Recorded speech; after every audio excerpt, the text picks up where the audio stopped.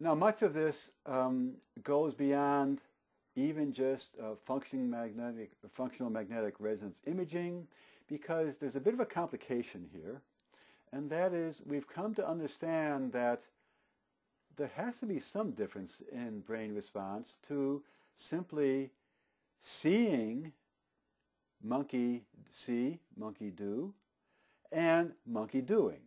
In other words, the visual response has to, in some intrinsic way, be different from the participating response. And we've been able to, or the brain research community has been able to make enormous progress there, because while measuring response by individual neurons is extremely invasive and not ordinarily permitted in brain research on humans, nonetheless, studies of this have been possible as piggyback studies on other brain research or brain activity work that's related to curing, in particular in epilepsy. In attempting to understand and cure epilepsy, probes have been put into the neuron activity centers in human brains, again focused on pathological activity related to epilepsy, but at the same time and with the consent of the subjects, it's been possible to also look for other aspects of the brain's activity, and in particular, what's about the fact that reach and grab seems to be processed by the brain with very similar responses. And the upshot of that is to notice that there are also inhibitory functions of the brain which cause the brain to notice that, well, reach and grab isn't something I'm doing now, I'm just noticing something else doing. Don't fire the neurons for reach and grab in this instant. This is just my noticing something about reach and grab.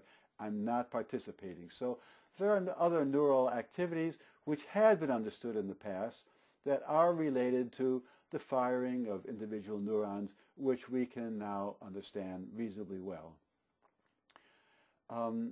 The person who's described these aspects, Dr. Ramachandran at the University of California at San Diego, has written extensively about this in his books. He's described much of what I'm saying now about the role of mirror neurons in producing similar response, whether witnessing activity or participating, the firing of inhibitory neurons and so on. This is rather well described now in books that you can find in the library. So I want to move on to the other parts of this subject, which are, so how does the brain do empathy?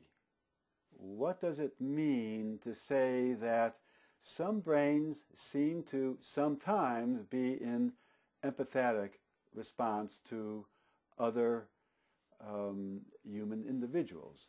We understand that the brain can respond to sight, to hearing, to smell, to touch, to these basic stimuli, but how exactly does the brain empathetically respond to the feeling of distress, sometimes noticed in another individual, or a sense of concern or despair? Sometimes we have a sense that human individuals are having a problem about the fact that I can empathetically respond to another human being, and we need to have and understand a machinery for that. It's generally been considered that the machinery must somehow operate outside the brain. And basically all of the literature that I have found on the subject of the brain's activity and the mirror neurons talks about effects that occur within the brain. You've heard me talk about the mirror neurons, about inhibitory neurons and things of that kind. But what is the aspect of the brain that allows it to participate in functions with the universe as a whole? And what I'm noticing is that there are just gleanings of this appearing now in the literature, Perhaps some of you know that the Journal of Cosmology recently did a special issue on consciousness, hopefully focusing on what are the aspects of consciousness that are global and cosmological. And there are, I believe, 2 key papers in that volume. One by Sir Roger Penrose with colleague Stuart Hameroff, who's now at the University of Arizona. This paper focused on the activities of the brain when the brain is receiving information from the universe. The paper describes the microtubular structure within the brain, and this structure seems to be the part of the brain's activity that can respond to what I will soon be talking about as the quantum aspects of the brain's activity, which now have something in common with the quantum aspects of the universe as a whole. Before I go to that, I would like to say that Edgar Mitchell, so doctor, scientist, astronaut, Apollo 14, Edgar Mitchell, was, I think, the first to understand how there is a property of the universe that he calls the quantum hologram that allows the universe to store and transfer, to transmit and receive information as quantum qubits or wave patterns in the universe. And these wave patterns would be not so different from the quantum waves that describe an individual particle like a proton or a neutron or an electron. What I'm saying is that there's some attribute of space itself that describes elementary particles and their interactions. We have always called this quantum theory, the quantum theory of matter.